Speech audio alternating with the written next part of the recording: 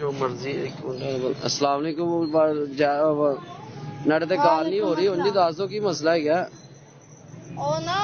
ਭਾਬੀ ਦੇ ਭਾਈ ਨਹੀਂ ਵੱਡਾ ਲਾ ਦਿੱਤਾ हाँ जी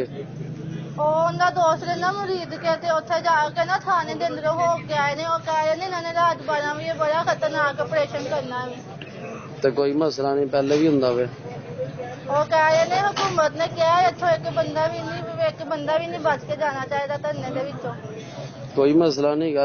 भी मान ला कियामत वाले दिन मुलाकात होगी फिर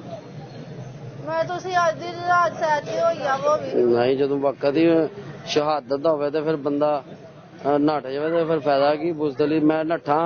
ਕਿਤੇ ਖੁੱਡ 'ਚ ਲੁਕਿਆ ਵਾ ਉੱਥੇ ਸੱਪ ਡੰਗ ਮਾਰਦੇ ਉੱਥੇ ਮਰ ਜਾਵਾਂ ਤੇ ਫਿਰ ਉਹਦੇ ਨਾਲ ਬੱਤਾ ਨਹੀਂ ਬੰਦਾ ਸ਼ਹਾਦਤ ਦੀ ਮੌਤ ਮਰੇ ਚੰਗਾ ਨਹੀਂ ਤੇ ਫਿਰ ਤੁਸੀਂ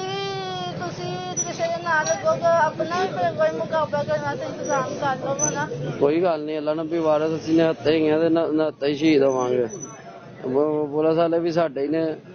ਜਦੋਂ ਉਹਨਾਂ ਨੂੰ ਇਸਤੇਮਾਲ ਕਰਨ ਦੇ ਉਹਨਾਂ ਨੂੰ ਨਹੀਂ ਪਤਾ ਗਿਆ ਬੱਚੇ ਹੈਗੇ ਨੇ ਉਹਨਾਂ ਨੂੰ ਸਾਡਾ ਨਹੀਂ ਪਤਾ ਸਾਨੂੰ ਸਾਡਾ ਅਹਿਸਾਸ ਹੀ ਨਹੀਂਗਾ ਲੇਕਿਨ ਜਦੋਂ ਅਸੀਂ ਨਹੀਂ ਹੋਵਾਂਗੇ ਸਾਡਾ ਉਹਨਾਂ ਨੂੰ ਅਹਿਸਾਸ ਹੋਏਗਾ ਸਾਨੂੰ ਯਾਦ ਕਰੇਗਾ ਅੱਗੇ ਤੇ ਤੇਜ਼ਾਬ ਉਹਨਾਂ ਨੇ ਪਾਣੀ 'ਚ ਪਾ ਕੇ ਸੁੱਟਿਆ ਹੁਣ ਉਹਨਾਂ ਨੇ ਖਾਲੀ ਸੁੱਟਣਾ ਹੈ ਕੋਈ ਮਸਲਾ ਨਹੀਂ ਹੈਗਾ ਕੋਈ ਮਸਲਾ ਨਹੀਂ ਅੱਲਾ ਨਬੀ ਵਾਰਸ ਤੁਸੀਂ ਪਰੇਸ਼ਾਨ ਨਹੀਂ ਹੋਣਾ ਤੁਸੀਂ ਬੱਚਿਆਂ ਦੀ ਦੇਖਭਾਲ ਕਰੋ ਆਪਣੀ ਜ਼ਿੰਦਗੀ ਗੁਜ਼ਾਰਨਾ ਇਸ ਤਰੀਕੇ ਨਾਲ ਤੇ ਬੱਚਿਆਂ ਨੂੰ ਹਾਫਿਜ਼ ਕੁਰਾਨ ਨਾਲ ਮੈਂ ਦੀਨ ਬਣਾਉਣਾ ਹਾਲੀ ਟੈਨਸ਼ਨ ਨਹੀਂ ਲੈਣੀ ਇੱਧਰ ਉੱਧਰ ਬਾਬਾ ਜੀ ਕਹਿੰਦੇ ਸੀ ਕੰਨ ਬੰਦ ਕਰ ਛੱਡੋ ਨਹੀਂ ਤੁਸੀਂ ਕੰਨ ਬੰਦ ਕਰ ਅਸੀਂ ਬੁਜ਼ਦਲ ਨਹੀਂ ਗਏ ਮੌਤ ਮਰਾਂਗੇ ਤੇ ਇਨਸ਼ਾਅੱਲਾ ਨਹੀਂ ਕੋਈ ਮਸਲਾ ਨਹੀਂ ਗਾ ਜਜ਼ਾਕ ਅੱਲਾ ਠੀਕ ਹੈ ਤੁਸੀਂ ਪਰੇਸ਼ਾਨ ਹੋਵੋ ਇੱਧਰ ਉੱਧਰ ਧਿਆਨ ਨਾ ਕਰੋ ਤੇ ਤੁਸੀਂ ਦਰੂਦ ਪੜੋ ਦੁਆਵਾਂ ਕਰੋ ਤੇ ਸਾਡੇ ਵਾਸਤੇ ਦੁਆਏ ਖੈਰ ਕਰੋ ਬਸ ਅੱਲਾ ਨਬੀ ਵਾਰਸ ਠੀਕ ਹੈ ਹਾਂ ਅਸੀਂ ਹੋ ਸਕਦਾ ਕਿ ਜਲਦੀ ਜਾਈਏ ਸਾਡੇ ਤੇ ਇੰਨੀ ਤਮੰਨਾ ਹੈਗੀ ਹੈ ਕਿ ਬਾਬਾ ਜੀ ਨੂੰ ਮਿਲੀਏ ਜਾ ਕੇ ਗਾਜ਼ੀ ਸਾਹਿਬ ਨੂੰ ਮਿਲੀਏ नबी इस्लाम की ज़ियारत हो मौला अली की ज़ियारत हो साहबा कराम की ज़ियारत हो अहले बैत की ज़ियारत हो होर की चाहिए ठीक है इधर उधर कर नहीं देने आगे ते अगर कोई अल्लाह ना करे कोई इन्ने दा मसला हो जाए तो बैन बून भी नहीं पाना वालेकुम सलाम क्या हाल है